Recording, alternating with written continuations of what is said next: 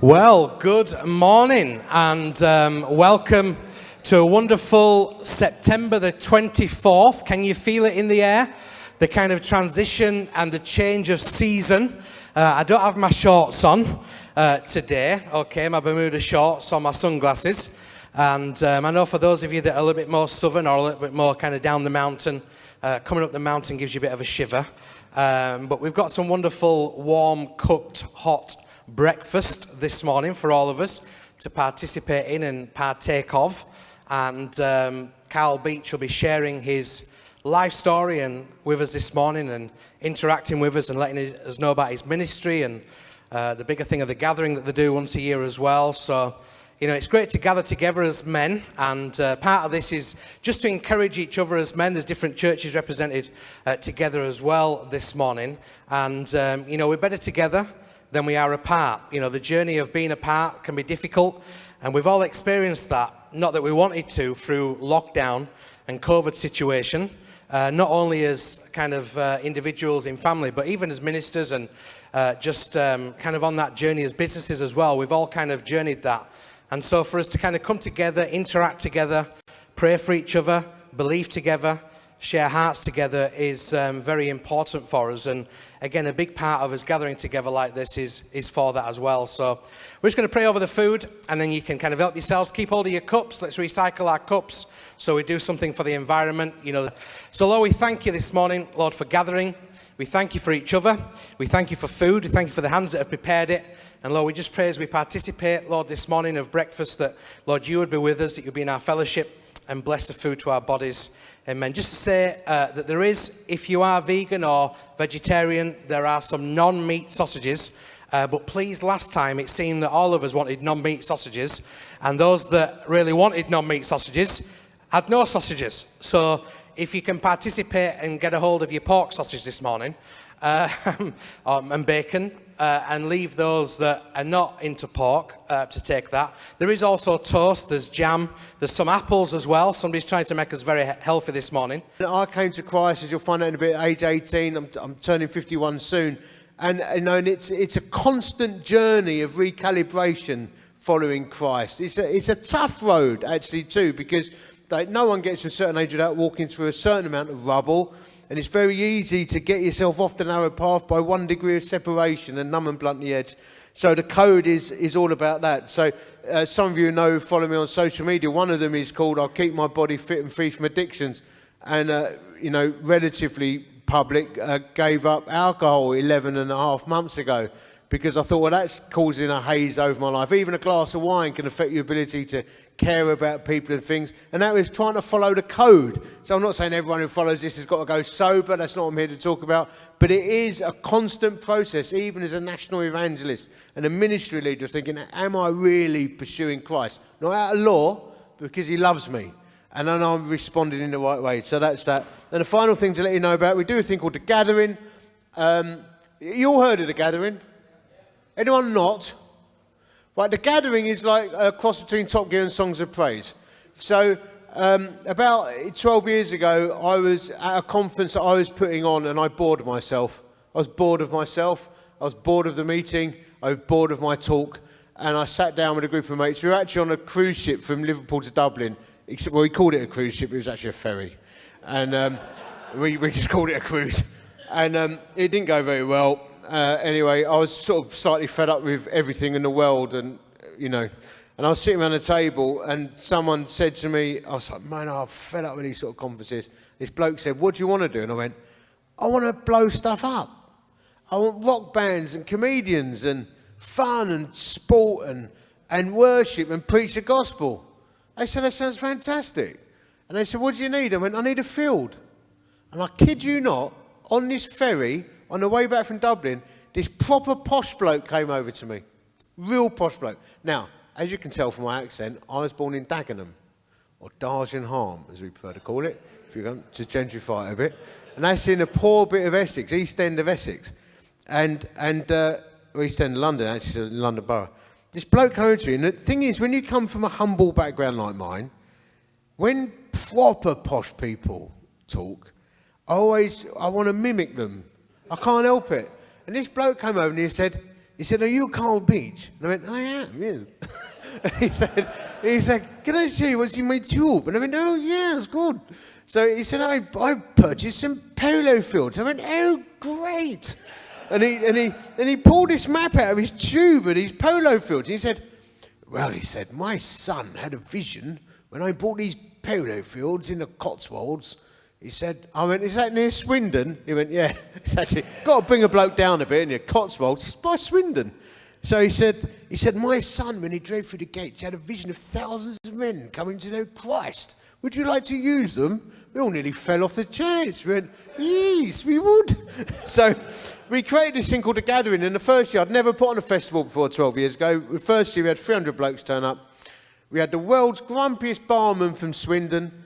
We didn't have enough toilets. We didn't have enough showers. The whole thing was diabolical. We had a terrible comedian. I preached the gospel on a Saturday night and 30 blokes got saved. Like 10% of the people there, like first-time commitments, people in tears. I think they were in tears because of the toilets, actually. Anyway, like, get me out of this hell. How do I get out of this hell? Like, know Jesus. So it's an easy ask. Anyway, and it escalated. Like, because we're duckers and divers, as you can tell, over the years, the Battle of Britain Memorial Flight joined in and Formula One teams and all sorts of carnage. And it grew to like 2,500 blokes are coming along. And now we've had 1,300 blokes make first-time commitments to Christ. So it's a beautiful thing. It's happened this year. It's on next year. There's a QR code. I'm not sure how that works. I think you scan it with your camera or something. Or you can take a leaflet. And there's still a cheap cost to go.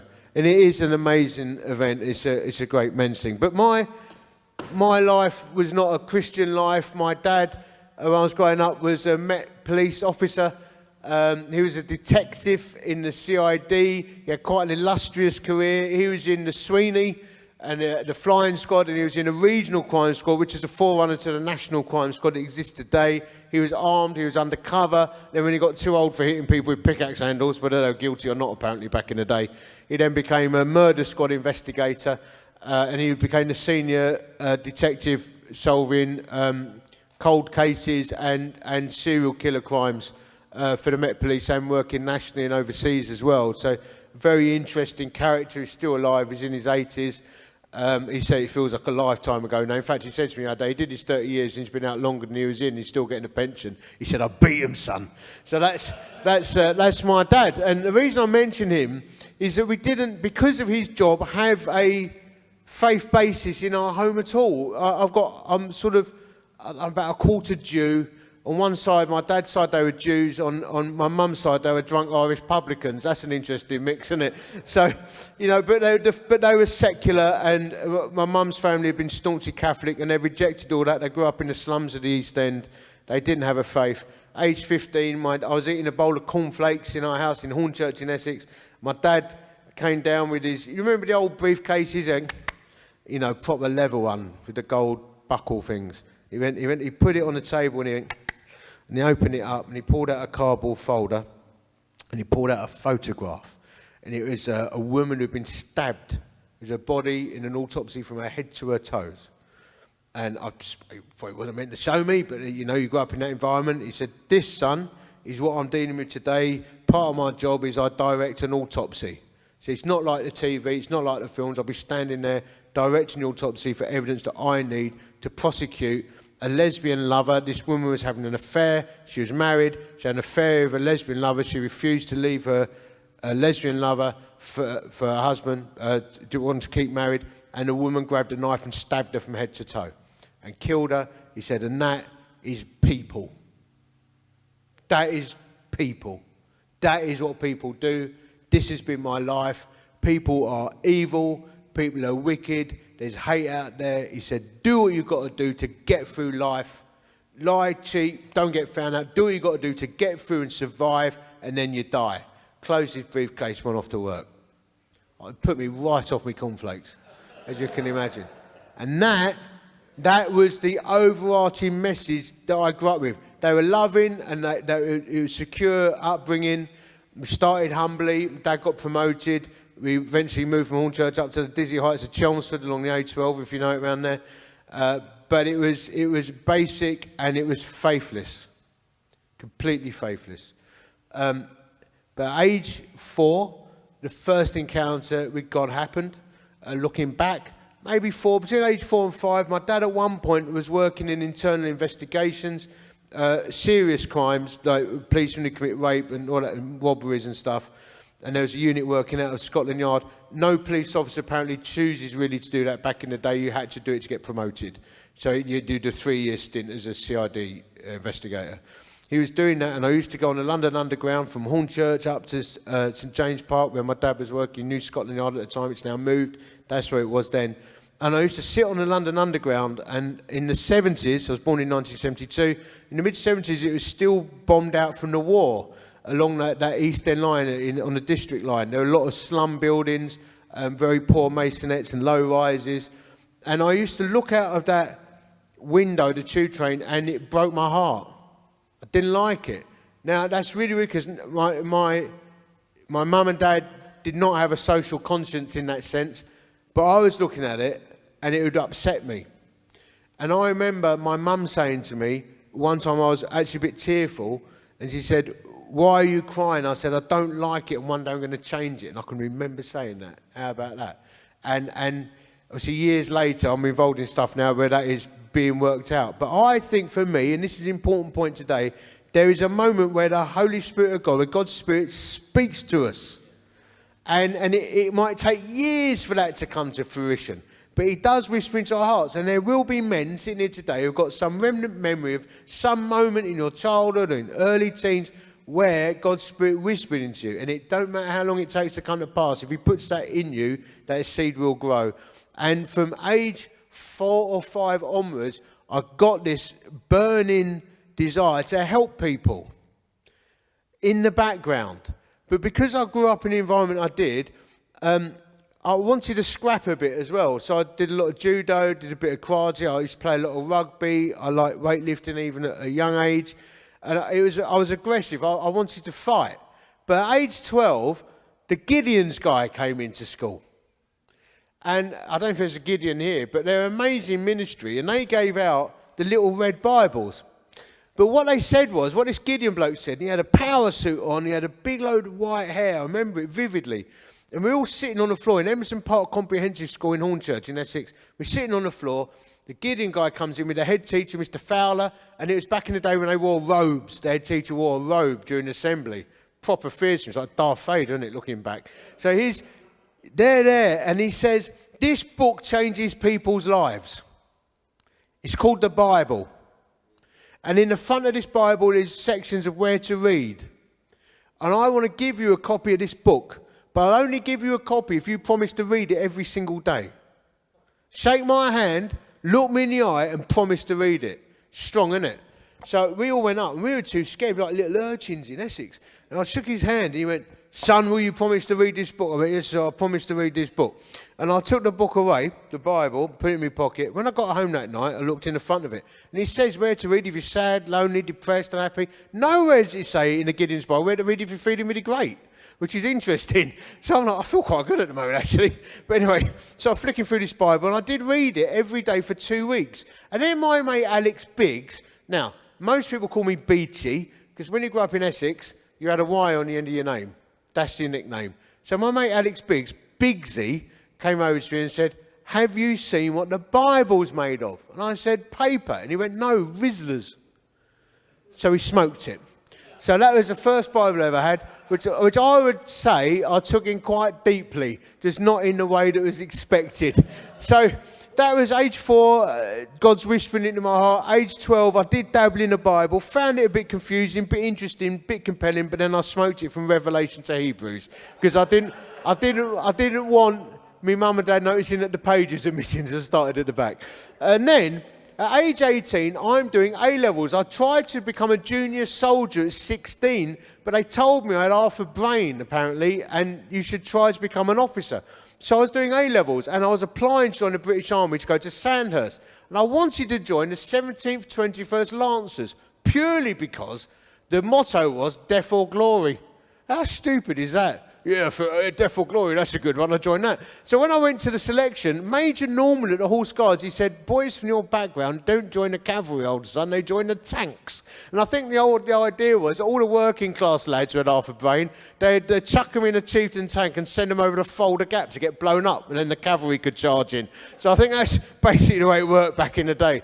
So I'm doing A-levels, and I'm doing an A-level English, and I'm sitting next to Bigsy. And in this lesson, we have a guest speaker who's a Shakespearean actor from the Barbican Centre. And looking back, he must have been a Christian, a cheeky Christian who broke the rules. Because in his lesson, he said, let's stop talking about Macbeth. I want to talk about a group of people who are prepared to die for what they believe in. And they're called born-again Christians. I thought, born-again Christians? Sounds terrible. And then he said, are there any born-again Christians in this room? And my mate Bigsy put his hand up. And I thought that was a fantastic wind-up. I thought, that's brilliant. I wish I thought of that. So I go, okay, that's brilliant. He goes, no, I am one. No, you're not. He went, no, I'm one, I am. I went, what, you're born again? He went, no, I'm born-again Christian. So I'm terrified. I'm like, what the heck? So we get out the lesson, and I'm saying to Bigsy, what are you talking about? Like, he smoked the Bible with me. Like, what are you talking about? And he said, I've been going to a church. I said, how long? He said, a while. I said, why you never told me? He said, well, because of this. I went, all right. I said, what's it called? He said, Emerson Park Evangelical Chapel. I said, evangelical? What's that? He goes, I don't know. He said, it's a chapel. So I'm like, and all my defence mechanisms, insecurities come up. So I did what most blokes would do growing up in Hornchurch in that circumstance, which was take the mick, big time. Even to the point where I'd hide in the sixth form common room in the cupboard, and when he walked in, I'd jump out and pretend I was a resurrected Christ. I mean, I'd go, here I am alive again. Real bad. And then one time, he came up to me in front of a group of girls when I was taking the mick, and he prodded me on the chest, proper hard, and he went, I've had enough. If you don't come to church with me on Sunday, you're a chicken. How clever is that? You can have that one on me. Because I'm there in front of these girls. I went, of course I'll go to church, nothing. I said, I don't fancy going to a service, but I'll come to your church. He went, right, I'll pick you up just before 7, and we'll go to YPF. I went, YPF? What's that? He goes, Young Person's Focus Group. I said, what do you focus on? He said, Jesus. I said, that's terrible. I said, but I'll go. And he said, right, Doug, me and Doug will pick you up on Sunday. I'll talk to Doug. It's pre-mobile, isn't it? I'll talk to Doug, phone him up, and we'll get you a lift. I said, who's Doug? He said, he's a youth deacon. I said, what's a deacon? He said, not an elder. I said, what's an elder? I said, what's an elder? He goes, more important. I went, all right. Like, they like float and everything. So on Sunday, this brown, what's vivid memory, this brown Morris Marina pulls up. That's not worth cheering, brother. I don't know if anyone's ever had one, but it is a shocking car. On that note, actually, my dad is an undercover armed detective. Guess what undercover cop cars you really have in the real world? An Austin Allegro. You don't have a Cortina that's souped up. You have something that's inconspicuous. You actually had an Austin Allegro with a radio fitted in from MI5. How bad is that? Anyway, on the Sunday, this Morris Marina pulls up. I'm sitting outside the front of the house waiting for him because I don't want my old man and my mum to know I'm going to church. Doug's sitting there. This is back in the, like, what are we now, 1989 or something. And this is my impression of a born-again Christian. 1989 was Cliff Richard.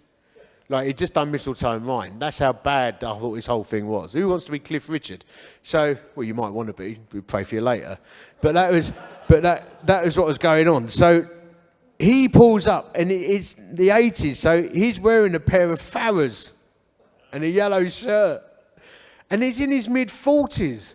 And I'm like, you're really old. Like, you're nearly dead. And you're a youth worker. Like, that's so weird. Like, what? So, anyway, I get in the back of this car, and I'm like 6, 7 years older than that was now. So, it's such a shock, isn't it? So, I'm getting in the back of this Morris Marina, Doug pulls away. He gets to the traffic lights near the top of my road, and he says to Bigsy, Alex, he says, I'm so grateful to God that he's given me this car. I thought, you nutter. Like, A, there's no God. B, he don't give cars. And C, how bad is your God that he gives you a moist marina? Like, how cruel is he? Like, you know, if he'd given a Porsche 911, I would have been kumbaya in by the time the light's gone green, isn't it? Oh, I'm in. Anyway, we get to the church, and it's a Brethren chapel. Now, if you don't know what that is, very strict, very conservative. The men wore suits, the women dressed very conservative, wore hats. And I walk in at the back and the service is finishing. So suddenly, and I'm not joking, it feels like I'm in something out the Little House on the Prairie. I've not seen this culture. It's like a bubble. I'm like, this is strange. But it felt nice, felt safe, interesting. It felt good. But I'm thinking it looks a bit weird. But on the back row, as the service is finishing, there's all these girls sitting together, and they're really good looking. Now, I've said this in a couple of places and got shot down. I had an impression of what Christian girls look like, and they weren't that. So I'm like, I had like an impression of old school missionary girls with heavy glasses and wearing heavy denim and stuff. And I go, they're quite cool. And there's one girl there who really caught my eye. So I actually went over to her. I went, this, honestly, I'll tell you why this is completely verifiable in a minute. I went over to her and I went, I think I'd be quite good for you. Do you fancy going out to the, wait for it, the Deep Pan Pizza Factory in Romford? I know how to treat a lady. And she went, no. Said, I do go out with people, but I only go out with a boy who's a Christian. Well, I am one. I'm British. Like, you C of E or you're Catholic. I'm an Englishman. Of course I'm a Christian. She went, no, I mean someone who knows and follows Jesus. I went, well, I do. 100%. Of course I do. Like, of course I do. She went, no, I can tell you don't. She went, all right. So we go into the YPF evening, and I'm listening to what they're all saying, and I'm working it out. So 2 weeks later, I faked a conversion. And I went back, and I said, I've met Jesus. And she went, no, you haven't. I went, I have. And she went, no, you haven't. I can tell. And I went, how can you tell? She said, I can just tell. It might have been because I had a fag out the back after every service that was a giveaway. But anyway, she still refused to go out with me. But I kept going because I am a bit persistent. You know, a lot of evangelists are. We're very persistent. So I'm still going back once or twice a month. And then this bloke called Tony, he was an investment banker. He pulled me aside after one YPF meeting, and he said, look, he said, you're a bit disruptive. I went, it's welcoming, isn't it? Bit disruptive, he said, and, you know, but I like you. And Tony was an impressive man. He was an investment banker running a trading floor in London. So and he had a decent car and looked the part. And he said, we're going on a church weekend to Clacton, which is the Barbados of Essex. So Clacton. He said, and I'm going to pay for you to go. But my condition is that you must go to the talks. Other than that, you'll have your own room. There's a gym, there's a swimming pool, there's a bar. But I want you to go to the talks. Now, my word has always been my bond. We shook hands on it. That was enough for me. And I attended the talks. And the talks are by a bloke called Robert Scott, who is a Methodist minister, but he had been a para. He'd been in the parachute regiment and was now a Methodist minister. And I actually said to Tony, I said, did they both kill people, one out of boredom, one with a gun? Is that the only similarity? Is that how it works? He's like, do you wind your neck in? You know, just come and listen to him. And what he did was preach the good news of Jesus Christ. Every single talk, old school brethren, they preached the gospel, the message of Jesus. His death on the cross, his resurrection, his sinless life. That's the language he's using. Like, he talks about sin, wrongdoing. He talked about death and the power of the resurrection and shame and guilt. And it started to hit me. Because what people didn't know, and what they often don't know about me now, is that we're much more complex than what might appear on the surface. So though I had the masculine upbringing, and I was an East End kid, and I was brash. I actually had a lot of anxiety under the surface. I had a lot of worries, and I had a lot of fears. And a lot of your time you find that with people who can be quite project themselves, there's a lot going on under the surface. And I noticed something in these people. They had a confidence and a peace that I did not have. And I found that highly disturbing. It's that feeling I had when I first went in, it felt safe. And I realised what it was. They had a confidence in what their lives were and where they were going and what they were about. And I didn't like it, and I liked it at the same time. So on that weekend away, I changed. I hadn't become a Christian, but I did what I now think and see a lot of Christians do, or apparent Christians do, which is God became an insurance policy. If things go wrong, I can pray. If I need help, I can pull God out of my back pocket or out of my wallet, and I'll pray. I'll make all kinds of promises if things go right, and then I'll just crack on. So I actually went from being a non-believer to a believer that there was a higher power called God, and maybe Jesus died, but I'm not all in. I'm just going to... I didn't know what the phrase was then, but a nominal Christian. But my main motivation was this girl that I really did like.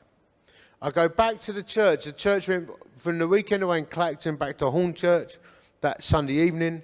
I went back, and Robert Scott was doing his final talk. And in the middle of his sermon about Noah, he stopped his talk. And he said, there were about 200 people there, and I was hiding at the back. He said, there's someone here who needs to give their life to Jesus Christ. He said, this isn't Robert speaking. This is God speaking. I'm sitting next to Biggs. I went, he looks like Robert. What's that about? Then he said it again. Someone who needs to give their life to me, to God. This isn't Robert speaking, it's God speaking. And if you don't stand up and give your life to me now, all the things I put in your life and all the things I'm going to put in your life will be wasted. I'm calling you to stand and follow me and tell my people about my son Jesus. So stand up. And I realised at the back of the church, I was on my feet. And I was crying, like a man cries, like really crying. And then I sat down, and Biggsy said, what did you do that for? And I said, I thought you'd be happy. To cut to the chase, what I didn't realise was until much later, when they gave me a cassette tape of the service, which I still got somewhere, you know the old cassettes. If you're a millennial, that was a plastic container with tape in it. Played noises, and sometimes it got tangled up and they lost it forever. And I played it, and all it says is, if you want to follow Jesus, come and see me afterwards and talk to me. God maybe wants to speak to one of you. So I heard the Spirit of the Lord. The only evidence I got of that is that I'm here today. And then basically, I'm still crying, and there were two elders of the church, and they were both called Ron. Ron Aldridge and Ron Blows. And Ron Aldridge was tall and thin, and Ron Blows was short and stocky. You couldn't make it up. And they came over to me. Bear in mind, it's a Brethren church, and I'm crying my eyes out, and I'm shaking. Massive encounter with God's Spirit. They come over and say, we need to talk to you in the back room. I thought they were going to shoot me in the head. You know, like, what's this? So they take me out to the back room, and it's like a vestry, isn't it? So they pull up this chair, like that, and they sat me on it, and tall bloke and short bloke either side, and they said, young man, what do you believe? Now, I used to talk worse then. So I'm like, I don't believe nothing, Ron. I don't know what I believe on. And they went, well, clearly something's happened to you. It's like that. One bloke's like, to you, bless you. He said, but we don't know what it is. But, you know, when you've calmed down, we'll talk next week. And they went to walk out of the room. So I'm like, Ron, come back. So they come back in the room. And I said, I don't know what I believe, but I know Jesus died for me. I don't know why that came out of my mouth. It's like this moment in God where I knew it was true. And then these blokes, they pull me out of the chair and they start hugging me. And they start crying. I'm like, it's freaking me out. So then they open the door to the main hall, which is about this size for you. It was rammed. And they went, Carl was lost and he's been found. And I'm like, I'm in Hornchurch. I don't know what that, it's so alien to me. I'm like, I don't know what are you talking about?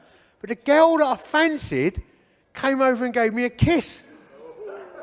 So I thought, I should have done this 6 months ago. And then she gave me a Bible.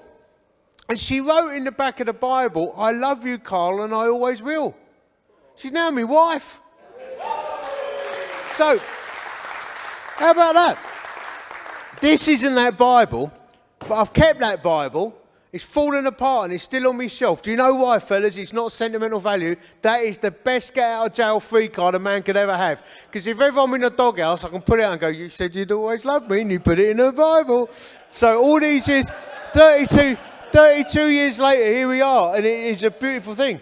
Anyway, I go home that night and I'm driving, I've got a Volkswagen Polo, an old beaten up VW Polo, and I'm driving through Hornchurch and Romford, and I'm looking at people, black people, white people, fat people, thin people, and I'm tears streaming down my face. I'm like, you're God's kids. You're God's kids. Like, you don't know, you've got to know, I've got to tell you. I didn't know it's called an evangelist. I had this overwhelming thing. If this is true, that's everything. How can I not tell you? It'd be the equivalent to me at that moment. I'm thinking, like, if I knew your car was parked out there and someone had cut your brake lines, how much have I got to hate you not to tell you? The brake lines have cut your car. Somehow, like, the brake lines have cut your life and Christ can put them back. You've got to know. And I think, just as an aside, most of you here, if not all of you, Christian men, that has to be the driving force of everything that we are about. No matter what we do, is telling people about Jesus Christ, because one day we will die. And Jesus will ask us, what did you do with what I placed in your hands? And what did you do with the voice that I gave you and the life that I gave you and the eternal promise that I gave you? What did you do with it? Our treasure in heaven is the souls that are saved because of our testimony of witness to Jesus, I think. So it just became this overriding burden. A very, very, very close, if not my closest mate in all the world, has just been diagnosed with a terminal illness. He's got about a year to live, only told me this week. And suddenly he's thinking, how have I used my life? How many times am I going to see leaves on the floor rustling about, or waves lapping up on the seashore? Time is precious and short. Focuses your attention, doesn't it? So I go home that night and I don't sleep very well because of excitement. I feel like I'm being made new. Do you remember that feeling? A lot of people who are evangelists actually have that sudden darkness to light thing like I did. It's so overwhelming. But I'm feeling like I'm being transformed, like I'm being re-knitted together. It's extraordinary. And I go down to my dad in the morning. It's 6 o'clock. I'm up. We're all early risers. Our family, I still am today. I go down and my dad's cooking bacon in the frying pan. Hardened East End cop. I said, Dad, I'm not joining the British Army anymore. I met Jesus Christ last night and I'm fighting battles for him instead. He didn't even flinch. He looked at the pan, he went, still fancy girls, didn't you, son? That's the main thing. So I'm like, total muppet. And I went upstairs, I sat into my bed and I opened the Bible that Karen gave me. I didn't know how to read it because I'd smoked the last one and not the guide area, but I just opened it and it opened onto Hebrews 13:5 and it said, never will I leave you and never will I forsake you. And that has been my story. I remember having this feeling just wash over me. And so since that day, and there have been ups and downs, it's been a long journey of 32, 33 years. I determined that I follow Christ with as much strength as I can muster. And there have been barren periods and desert periods. But generally speaking, this thing, it keeps bubbling up in me. It's very interesting, that song, the brother over at the back, sorry, mate, I've forgotten your name, but yeah, you sung the song about the poor. Well, the conclusion of my story is that, well, so far, and I pray that I've got chapters ahead, you never know, but over the years, God never let that flame die out about his heart for the poor. And I've done a lot of men's ministry. I'm president of CVM, or I'm very comfortable being called El Presidente. I often get introduced as this is Carly, has a huge passion for men, which in some circles is very awkward indeed. But But I did that. But over the years, I planted a lot of churches. Used to work with Christian and Message Trust, big heart for those who are the most deprived. And I now run something called Edge Ministries. And you know, we can talk about the poor, or you can be Jesus' hands and feet intentionally. And I know that many of you are. So I've spent many years living in the most deprived estates in the country, and moved again after a few years of itinerant work again. We moved to a place called Staveley on the edge of Chesterfield. It's one of the top 1% poorest communities in the country, super deprived, 45% illiteracy. You live 30 years longer without chronic illness 3 miles west. You live 10 years longer 3 miles west in totality. Super poor, most people unemployable, lots of chronic, serious health problems. And we live there. And we've established a faith community, and we operate 3 community centres. We transform redundant chapels, or by God's grace managed to acquire premises. And we run rescue centres and open living rooms and places of hospitality, and run housing and education and health programmes, and we worship and we teach the Bible. We have regular communion meals. It's like a fusion of monasticism and rampant charismatic house church, all fused together. And we're people living to a code of holiness, and we're ministering to the ones or twos, the most broken of us. And that is a fulfilment. And we're working across the country too. Obviously, I'm a gospel communicator, a good news speaker, so I do that. I only really go and speak to places now if I can talk to men, talk about the poor or the gospel, the message of Jesus. That's basically all I do. I'm a 3-trick pony. But we invest our lives into that. And that has been the fulfilment of that moment in the train when God first spoke to me. There I am now. And it has been a tough journey, but my message has been and is that God is good, and he is kind, and he fulfills his promises, and he always finishes what he starts. So if you put your faith, hope, life and trust in Jesus Christ, he will purpose you, make you to be the man that you know you've always meant to be, and he will bring to completion the things that he has placed in your heart. John chapter 6 says, Jesus says, I am the bread of life. He who partakes of me will never hunger again, and will never ever be thirsty again. I fully believe that only Jesus Christ, the gospel of Jesus Christ, will scratch the itch that we all have. Only he will take the spark of God in our hearts and fan it into a flame.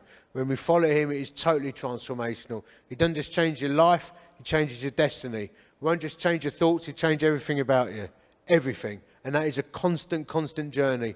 I've had 2 meetings this week which have really discombobulated me. One is meeting one of the wealthiest, richest Christians in the country who is so super struggling and thinking, you know, where is purpose to be found in all this stuff? And the other is my best mate who's been told he's got a year to live. What a juxtaposition. Both of them good, godly men. Both asking serious questions. And there's only one thing I've got that's made sense of both of those meetings: the message of Jesus Christ, his life, his death, and his resurrection. God bless you. Thank you for listening. Denver.